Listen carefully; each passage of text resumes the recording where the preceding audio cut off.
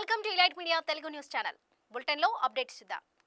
తెలంగాణలో రైతు భరోసా పథకాన్ని జనవరి 26వ తేదీ నుంచి అమలు చేయనున్నట్లు ప్రకటించగా ఇప్పుడు అన్నదాతల్లో రకరకాల అనుమానాలు వ్యక్తమవుతున్నాయి. గతంలో రైతు భరోసాకు సీలింగ్ పెడతామని ప్రభుత్వం ప్రకటించగా మరి ఎన్ని ఎకరాల వరకు పెట్టుబడి సాయం అందిస్తారనేది చాలా మందిలో ఉన్న ప్రశ్న. ఈ క్రమంలో డిప్యూటీ సీఎం బట్టి విక్రమార్క చేసిన ప్రకటన చాలా మందిలో ఉన్న అనుమానానికి క్లారిటీ ఇచ్చే అవకాశం ఉంది.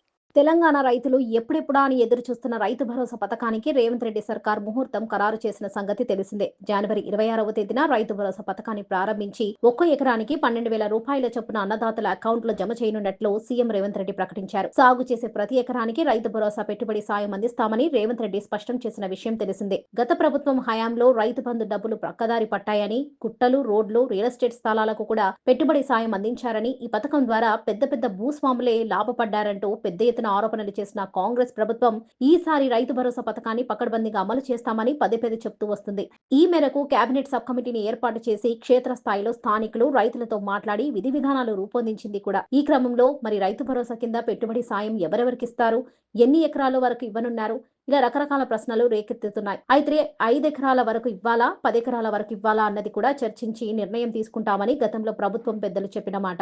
దీంతో ప్రస్తుతం పథకం అమలుకు ప్రకటన వెలువడిన నేపథ్యంలో ఎన్ని ఎకరాలున్న వారికి రైతు భరోసా ఇస్తారన్న క్లారిటీ లేక అన్నదాతల్లో గందరగోళం నెలకొంది. ఈ సందర్భంగా డిప్యూటీ సీఎం మల్లు బట్టి విక్రమార్క కీలక ప్రకటన చేశారు. వనపర్తి జిల్లాలో పర్యటించిన బట్టి విక్రమార్క రేవలి మండలం తలపనూరు గ్రామంలో 3/11కే విద్యుత్ ఉప కేంద్రాన్ని ప్రారంభించారు. ఈ సందర్భంగా మాట్లాడిన బట్టి విక్రమార్క రైతు భరోసా పథకం గురించి శుభవార్త వినిపించారు.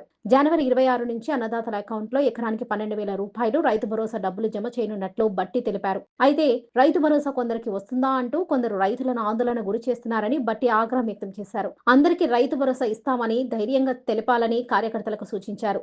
సాగు చేసే ప్రతి ఎకరానికి రైతు భరోసా ఇస్తామన్నారు. ఎన్ని ఎకరాలు సాగు భూమి ఉన్నా అన్ని ఎకరాలకు పెట్టుబడి సాయం అందిస్తామని క్లారిటీ ఇచ్చారు. రైతు భరోసా పథకం కింద 8,400 కోట్ల అన్నదాతల అకౌంట్లో వేయబోతున్నామని బట్టి విక్రమార్క వెల్లడించారు. బట్టి విక్రమార్క చేసిన ఈ ప్రకటనతో పాటు ఇటీవల మంత్రి పొంగులేటి శ్రీనివాస్ రెడ్డి కూడా మాజీ సీఎం కేసీఆర్ 200 ఎకరాలు సాగు చేస్తే ఆ మొత్తం సాగు భూమికి రైతు భరోసా ఇస్తామని ప్రకటించడాన్ని చూస్తే పెట్టుబడి సాయానికి ఎలాంటి సీలింగ్ పెట్టలేదని తెలుస్తుంది. మరి రైతు భరోసాకు సంబంధించిన విధి విధానాలు, మార్గదర్శకాలు ప్రభుత్వం అధికారికంగా విడుదల చేస్తే కానీ అసలు ముచ్చట బయటపడదు. ఎన్ని ఎకరాల వరకు రైతు భరోసా ఇస్తారు, ఎలాంటి వారికి ఇస్తారు అన్న అంశంపై ఓ క్లారిటీ రాదు.